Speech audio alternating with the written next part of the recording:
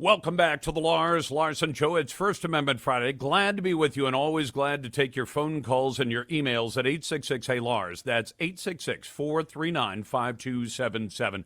Over the last couple of years, we've talked a lot about General Michael Flynn, about the fact that he was improperly accused of a crime, that he was set up in committing that crime, that he is said to have lied to the FBI, which, as we've told you, a lot of people don't realize it, but if you tell a lie about a substantive part of an investigation that the FBI is doing, that is a criminal act. Now, again, it has to be something of substance. If they ask you your opinion on the on your favorite basketball team, and then you lie about your opinion, unless it's somehow material to their investigation, that does not constitute a crime. But the FBI set him up. And I believe that James Comey, the disgraced and now fired former head of the FBI, as much as admitted, we went and did it, and we never would have got away with it any other time. Well, I've invited Zack Smith on, who's a legal fellow at the Meese Center for Legal and Judicial Studies at Heritage. Zack, welcome back to the program, and thanks for taking time on a Friday night. Hey, Lars. Thanks so much for having me on. I appreciate it. So does General Flynn, I know the Department of Justice has said that it's in the interest of justice that we drop this entire case because continuing to prosecute General Flynn would not serve the interests of justice. That's good. But my understanding is the man's been financially ruined by this. And, of course, he was denied the opportunity to serve a great president for the last 3 years. How does he get made whole?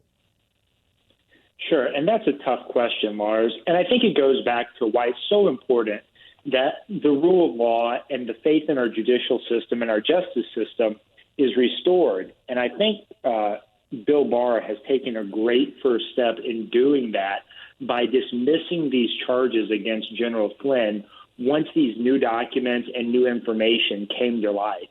As a result of the independent investigation he ordered another U.S. Attorney's Office to do into this prosecution.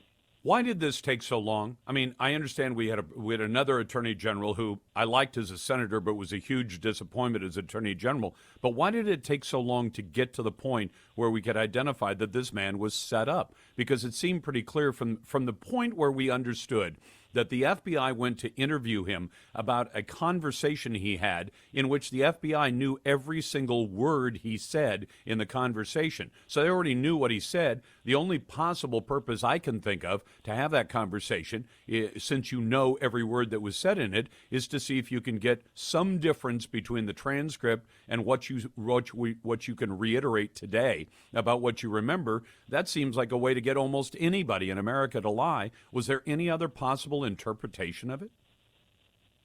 Right. And the troubling thing about it is the justification for why the FBI and DOJ wanted to talk to General Flynn is shifted over time. If you remember when Deputy Attorney General Sally Yates testified before Congress, she said they were investigating a potential Logan Act violation. Well, here's the problem with that, Lars. The Logan Act is a 200-year-old law that may or may not be constitutional, and the last person to be prosecuted under it, that happened in 1852. And so the idea that the Justice Department could be talking to the incoming National Security Advisor for a violation of the Logan Act, well, that's just absurd. Well, in fact, just so people understand what the Logan Act's about, I understand that the reason they wrote the law, if I understand, you're the legal scholar, not me, but the reason they wrote it is because if the United States was going to carry out foreign policy, we didn't want people running off and negotiating for us. And I've thought there were people who came a little bit close to violating the Logan Act, if you wanted to look at it. Even Dennis Rodman of the NBA, when somebody goes off and says, oh, you can't get those Americans free, I'll negotiate it. Unless you're doing it with the say-so of the U.S. government, the U.S. government says nobody negotiates for the U.S. except the U.S. and people it designates, like the Secretary of State or the President could sit down with the crazy man from North Korea and negotiate. He's authorized by the United States. Nobody else is unless he says so. I get that. But it also seems, like you said, there may be First Amendment implications to the Logan Act, so they've never really had cause to use it, although I'd love to see John Kerry prosecuted under it, because I think he has actually tried to negotiate on behalf of the United States to the detriment of the country. But still in all, like you said, we haven't used the law. There's a purpose, perhaps, for having the law in the books, but like you said, if we ever tried to use it, we're not even sure that it would hold up to constitutional muster. So Right. how could the FBI use that kind of justification to say an incoming national security advisor should not have opening conversations before he actually hits January 20th of 2017? Right. Well, and if your listeners want a little more information about the Logan Act and other potential violations, my colleagues and I at Heritage actually published a piece in the National Interest this morning where we dig into that a little bit. But again, the idea that they were investigating a Logan Act violation is absurd.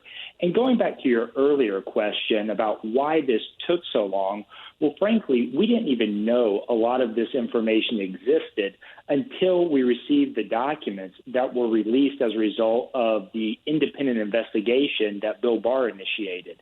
And so it was once those documents and that information came to light that we really saw that anything that Michael Flynn may or may not have said to the FBI wasn't material to their ongoing Russia investigation, because the FBI had already decided before they ever went to talk to Michael Flynn that he didn't have any information relevant to that investigation, and they were going to close the file on him until the FBI's leadership intervened to keep it open.